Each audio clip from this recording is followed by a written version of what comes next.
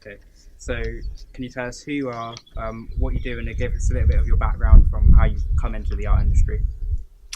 Right, my name is Philippa Reid and I'm a quilling artist. Quilling is sometimes known as the art of paper filigree, and it's all about rolling and shaping narrow strips of paper to make pictures, decorations, even 3D objects. Um, I got into it about 12 years ago when I gave up a career, quite a long career in freelance writing, when I was working with words, and I wanted to reinvent myself as somebody who worked with a visual medium, and quilling very much appealed to me, and I've been doing it ever since. And can you tell me how you create and tell stories through your art? So, like the meaning behind the artwork that you do, because there's different stories behind them or different meanings. I think you can probably look at storytelling and quilling on three different levels, really. The first one, which really appeals to me, is that because it's an ancient art, we're working with techniques that were practiced several hundred years ago. The origins of it can be traced right back to the 16th, 17th centuries. So, in a way, when I'm working with quilling techniques today, I feel as though I'm continuing the story of quilling as a historical art, but bringing it into the 21st century. I think there's another level too, in that the shapes that we create with our paper strips are very fluid and they dovetail together very neatly. And if you think of a story as being something with a beginning, a middle, and an end, um, I like to start with shapes and then let the story evolve quite naturally, seeing how other shapes will sit in harmony and let the whole picture take on an evolution of its own, if you like.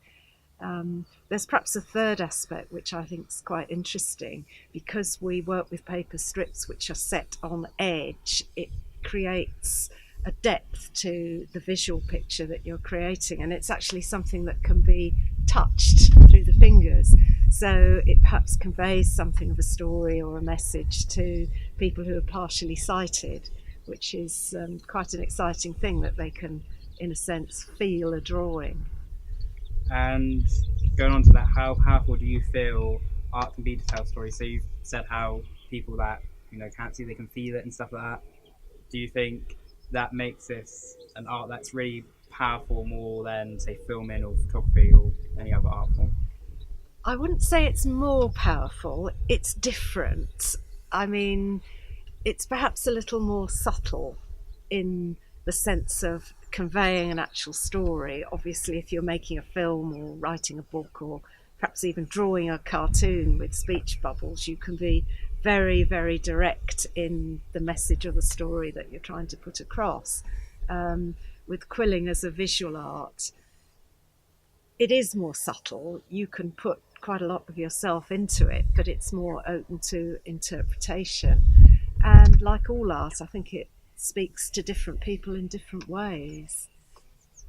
And how do you think people respond to your art? Do you think they see what you see, or do you think people see different meanings behind your art? Oh, I think the interpretations are as individual as the individual people who are looking at the piece. It's always nice if you can convey a particular meaning and someone instantly connects with that. But the whole essence of creativity really is that you're making something new which might perhaps bring out a creative reaction in other people. So I think you have to be quite fluid and relaxed about it. And with like creativity going on to other people, can you explain how other people can get into quilling or into just general art really?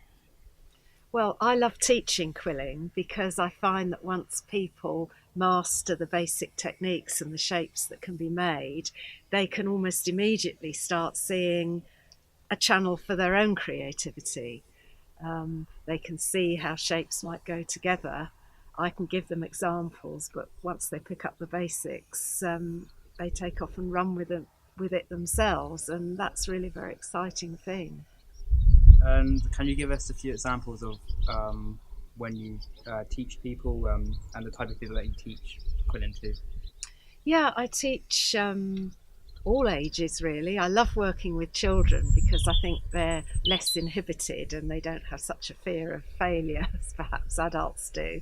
But even very nervous adults, they might often start off not believing that they're going to be able to do it. And when I've showed them the simplicity of the basics, they've surprised themselves. And that is just so satisfying when they find that they can do it and produce something with a real wow factor. Because the thing about quilling is it looks very complex and intricate, but when you break it down to its most basic forms, it's not that difficult, and it's something that people really can do. Even if they can't draw, the chances are they can quill.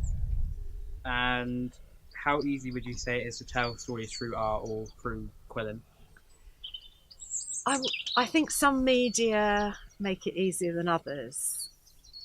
There's no doubt that if you're very definite about the message that you want to put across, probably the written word or speaking to a camera or even drawing a cartoon would be the most surefire way of getting the message across.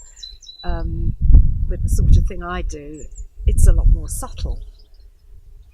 But I think Cool. if you let the medium evolve and speak for itself, it is still a powerful communications tool. And what emotion such themes you try to create through your art? Is there a certain emotion that you always go for, or do you do different emotions through different pieces? I wouldn't say I'm deliberately trying to evoke emotion, other than to get people to appreciate a sense of beauty and harmony in the way the shapes go together.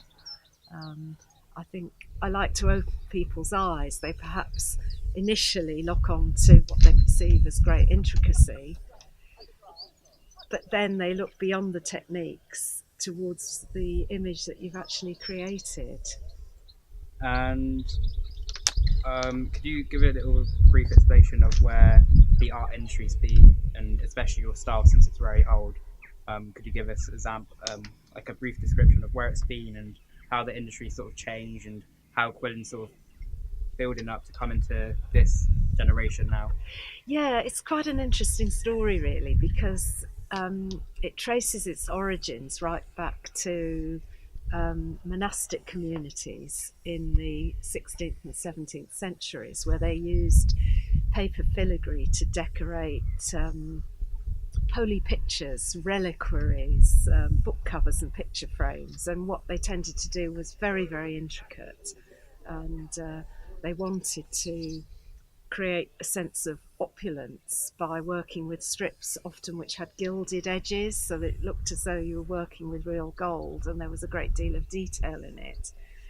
As we've moved forward into the 20th and 21st centuries, people are still using the same techniques, but the more modern style, I think, is perhaps a little more simple. And in the 21st century, there's a definite trend towards what we're calling drawing with paper, breaking it down to very basic, simplistic lines. And rather than the very intricate coils, we're seeing more flowing, curved single lines and simple scrolls. So there is an evolution, but it's still all building on the same original techniques. And do you think the generation like my age or even younger, do you think they can get into Quillen, or do you think it's more of a older person's sort of style? Oh no, I think it crosses the generations, and as I say, it's wonderful to see children picking up and running with it, and they can see the potential. Um, and these days, the quilling community, it's men and women of all ages. It's a very vibrant community online where we're all sharing ideas. And how do you think telling stories through art will be different in the future? Do you think it would change, or do you think there'll be like new forms of art or anything like that? I think there probably will be. It depends on the creative vision of the individuals wanting to do the art.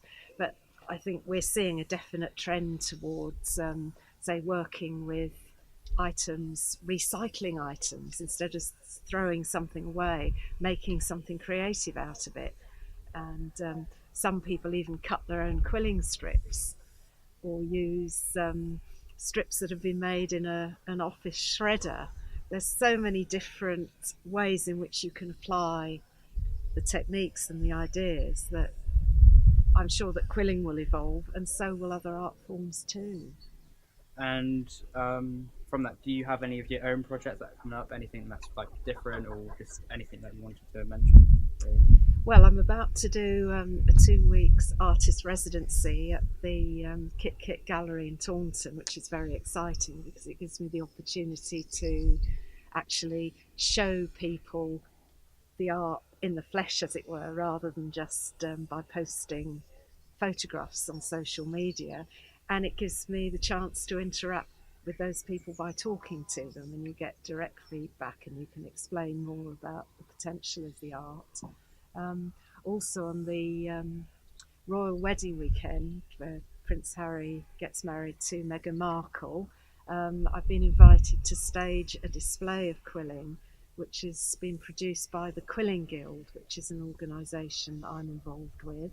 The Quilling Guild set a Guinness World Record a couple of years ago for making a display of the greatest number of quill flowers in one place, and it's a really breathtaking display of over 6,000 flowers made from paper quilling, and we've been invited to make that the centrepiece of the temple's royal wedding celebrations. And I'm going to be spreading the flowers out, swirling them into hearts and coronets and wedding related themes.